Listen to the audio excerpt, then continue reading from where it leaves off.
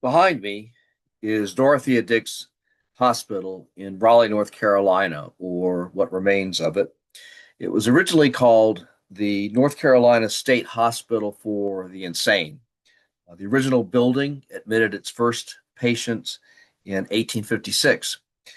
And it was actually part of a larger complex of buildings and farmlands that in total sprawled well over 1,000 acres. And there was a period of time when people who were patients at Dorothea Dix Hospital were allowed or encouraged to go out into the farmlands and to help cultivate the crops and so forth. This was considered to have a positive um, effect on their recovery, being out in the open, having something to constructive to do, and so forth. The hospital operated until 2012, when it was permanently closed. It's currently being turned in. The whole campus is currently being turned into a park. It's called Dix Hill Park. That in part will be a kind of have museum-like exhibits so that people can learn more about the hospital complex. The the hospital is named for Dorothea Dix, who was a pioneer in the humane treatment of the mentally ill. This was just one element in a number of major social reforms that took place at about the same time as the market revolution and the rise of the white man's democracy. And these reforms were, to a considerable extent, the result of concerns that arose from the impact of the market revolution on American life. Before I go on, I'm going to move off to one side a little bit, and you can see my daughter, Chloe. She was at that time, the time we visited, she was 11 years old, and what she's looking at is the same hospital, Dorothea Dix Hospital, where her grandmother was hospitalized at least twice that we know of, and where her mother, or her grandmother, my mother, was hospitalized three times in the 1960s. Before I go on, this gets at one of the difficulties that these um, hospitals for has been called, the insane. One of the problems that these hospitals ended up having, because they stemmed from an imperfect understanding of mental illness. Um, my mother and my grandmother, for that matter, me, I've got the same condition, all had manic depression, what is now called bipolar disorder. This is a chemically based um, mental disorder, as it turns out. It wasn't even the diagnosis wasn't even made until 1901, and an effective treatment for it did not really emerge until the early 1970s in the United States. In as early as 1949, Australian psychiatrists discovered the efficacy of lithium carbonate, which is a standard treatment down to this day. What this meant was that the promise that these insane asylums, as they were called, for the effective treatment of the mentally ill was, in the nature of the case, largely not realized, because the theory that reformers had about the nature of mental illness and how it could be treated and so forth turned out to be wrong.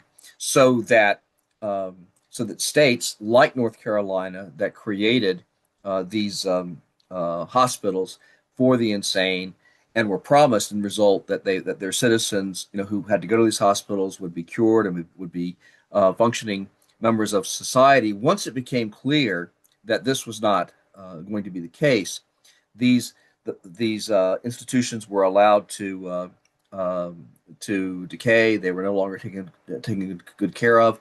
Mentally ill patients were still admitted, but were essentially warehoused there to get them, out of the way of society, out of the way of their own families, because they were simply, creating, problems that apparently could not be solved. So some of these reform movements, are going to turn out to be very effective. Some of them less so, but all of them were created in an attempt to take a society that had become, because of the market revolution and other currents, you know, really exciting, but at the same time turbulent and creating certain problems that needed to be solved.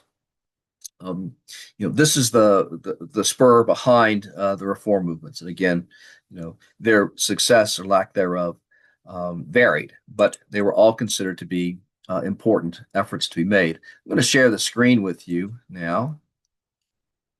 Okay.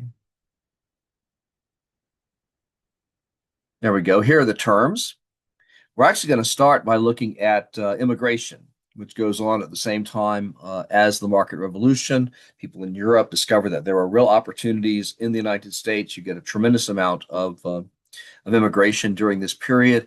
And the reform movements touched upon problems that these immigrants created or seemed to create. So we're going to begin really by looking at the issue of immigration. Here are some continued key terms. Yeah, let's get started here. America in the early to mid 19th century was growing by leaps and bounds, and American life was changing very rapidly. Now, many of these changes were exhilarating, but they were also disturbing. The old patterns of life seemed to be disappearing. It was possible that the old values that went along with these patterns might also disappear if efforts were not made to reinvigorate them. Still, it was not an age of pessimism. People saw problems, but they were optimistic in the ability of reason, moral, and religious education specifically to effect the needed changes. And so the period between 1820 and 1860 was, in many respects, an age of reform.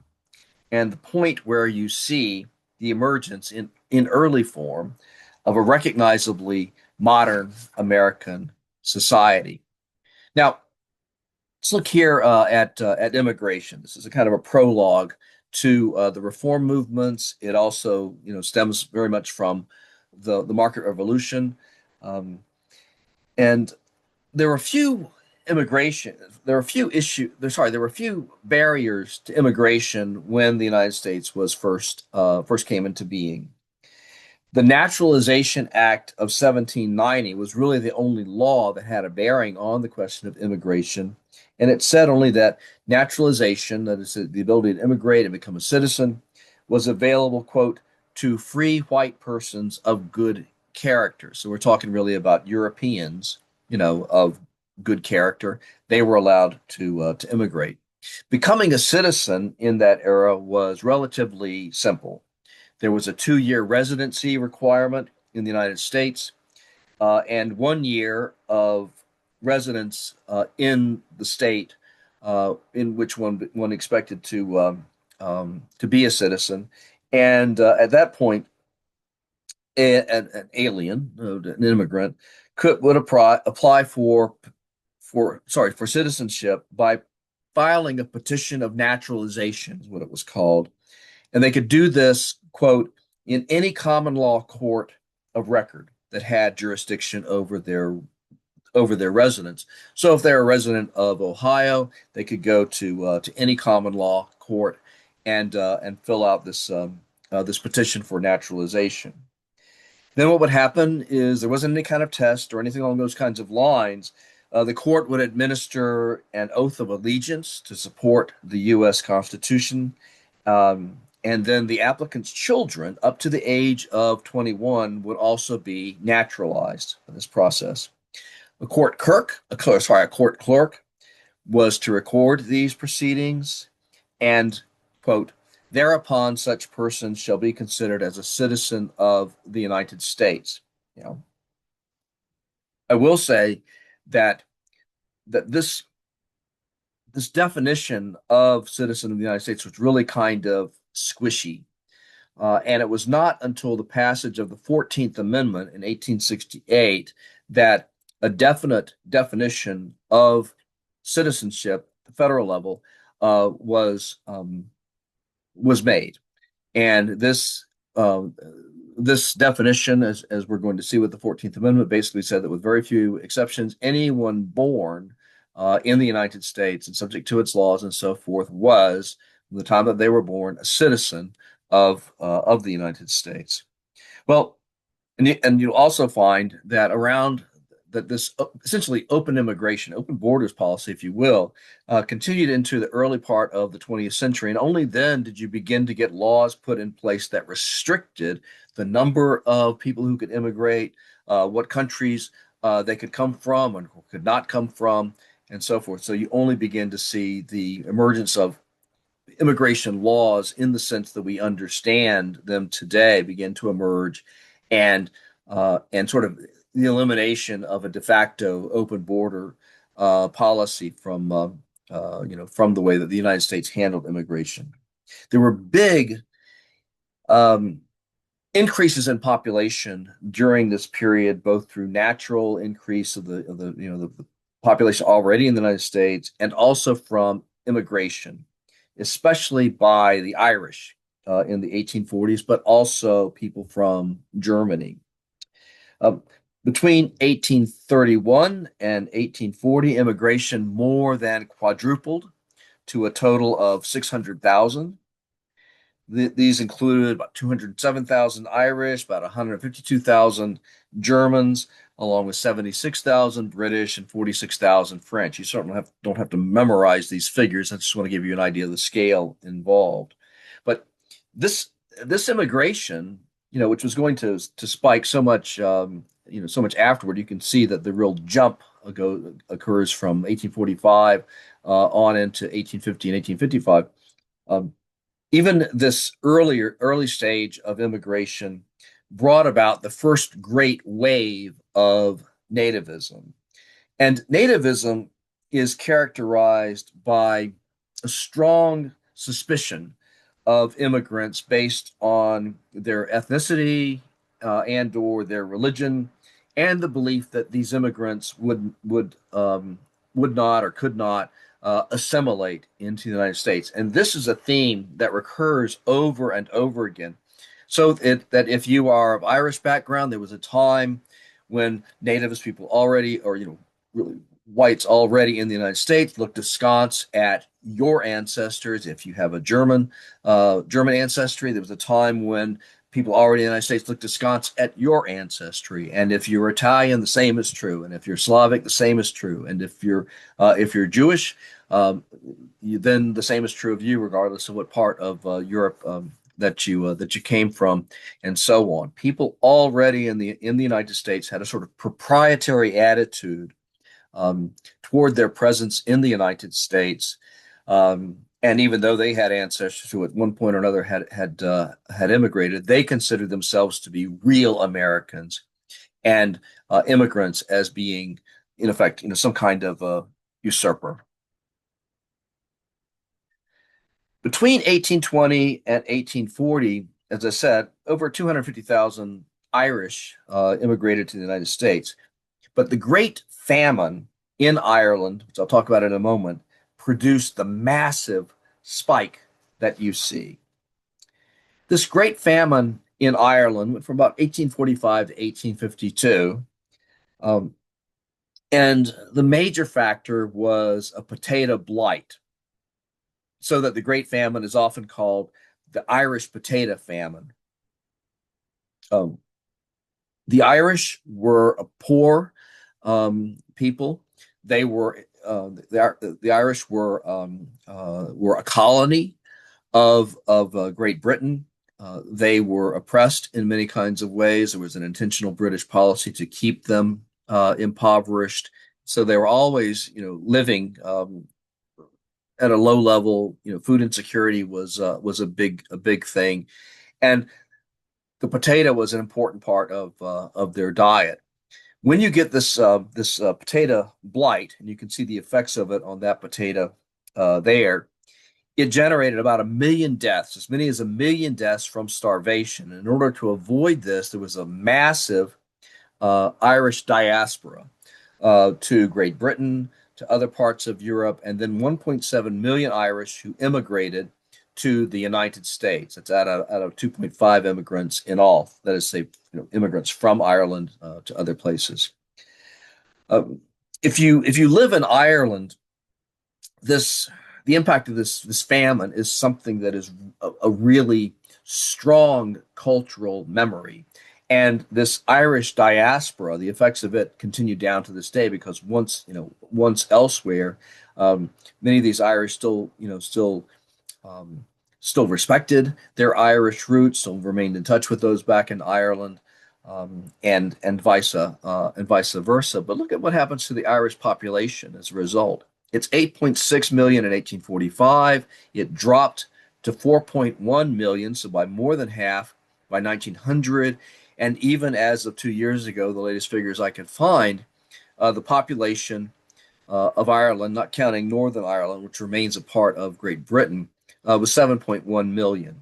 So you're dealing with something from a demographic standpoint, this great famine, something from which Ireland took a long time to recover.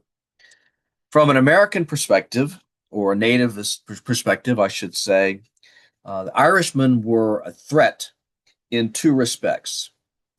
First, many Protestant Americans regarded them as semi savages in the same way that was common in Great Britain, and caricaturing Irishmen as ape like, as you see here. That was a caricature that persisted for decades. No Irishman need apply was a common sight at places looking for employees.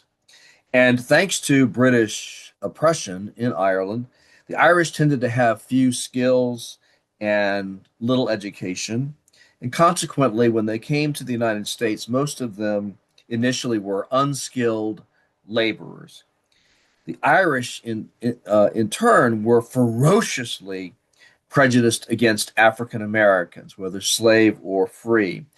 And that's because their status was barely above that of poor or enslaved African Americans.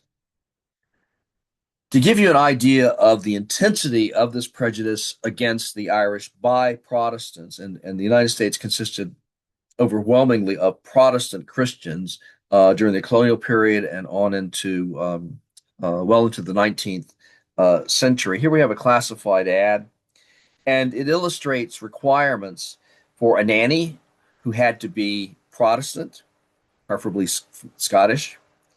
Uh, there's the next one is for a housemaid, and at the end it says, no Irish need apply. Then you have a desire for a chambermaid and a waiter wanted, had to be a Protestant with good recommendations. And since the Irish, by and large, were Catholic, this might have well have been no Irish need apply. Cook wanted, had to be a Protestant cook. Another cook, German Protestant preferred. And then an intelligent and experienced Protestant woman wanted. It's right there. She has to be a Protestant in the main part of the advertisement. Okay. Now, about 1.5 million Germans immigrated to the United States circa 1815 and 1860. And by the way, if let's see, yeah, and so one of the things, one of the raps on Germans was that they drank a lot. To some extent, if you depending on what part of Germany you came from, you were also Catholic, and there was a problem with Catholicism as well. But what you got here in terms of the caption for this cartoon, the person speaking is a guy named Ernst Erster Sprecher, which clearly is a German. And he says here, the school which we have now formed here in Orchard Street, in accordance with our charter, gentlemen, and they drink, show how the innovative Americans, what a miserable farce their system of education is. Looking around this assembly of blooming, enlightened young men, I feel that German education is now, as ever, the cradle of pure action, ennobling sentiment, strong intellect, and manly courage, which accompanies the German wherever he goes and commands the respect of every civilized nation on the face of the earth. And then they drink again. So this is a school that's taking place in a bar, and they're all drinking. And of course, the cartoons is heavily sarcastic in tone. Given the unsettled status of what constituted a citizen during this period, remember, you have a Naturalization Act of 1790, very easy to go to a court and petition and then become a citizen. Um, it was widely believed that political parties, especially the Democrats, allowed these recent immigrants to vote illegally. This cartoon, published in a Baltimore magazine circa 1850, shows an Irishman and a German making off with a ballot box. So these immigrants are helping to steal elections. But notice that the Irishman is dressed in a barrel of whiskey, and the German is dressed in a barrel of lager beer. And this will get us toward the temperance movement a little bit later in this reform lecture presentation. The antipathy toward immigrants um, led to the creation of not just social movements and riots and sort of gang violence, even on the part of nativists toward immigrants, but also political action. And the virulently anti-immigrant Know Nothing policy, sorry, Know Nothing party, officially called the American Party, which was at its height in the 1850s. It was a big deal for a little while. It included 100 elected congressmen, 8 governors, a controlling share of the representation of half a dozen state legislatures from Massachusetts to California, and thousands of local politicians. Now, they were called the Know Nothing Party in popular parlance because the American Party began as a secret society. And if a member was asked if he knew anything about the secret society, he was to reply, I know nothing.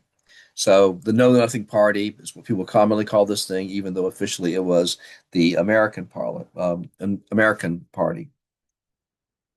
From their hatred of foreigners to their anti-Catholicism, they had really strong ideas about the idea of the Pope, in effect, making decisions by way of Catholic immigrants about how the United States was going to operate and so forth. Um, the Know Nothings, stemmed from a movement that viewed Catholics as what they called a Romanist or Papist threat to the nation, and they blamed uh, German and Irish immigrants for driving up property and crime rates. And and in their platform, the Know Nothings said that they aimed at restoring their own vision of what America should look like. Um, and it should be that America should be patriotic, Protestant, should have the values of self reliance, of temperance. We'll get to that more in a bit. And um, end quote here, the American Party favored what was called a radical revision and modification of the laws regulating immigration and the settlement of immigrants. And specifically, they wanted to push the residency requirement for citizenship from 5 years to 21 years. So we'll stop there and continue on the other side.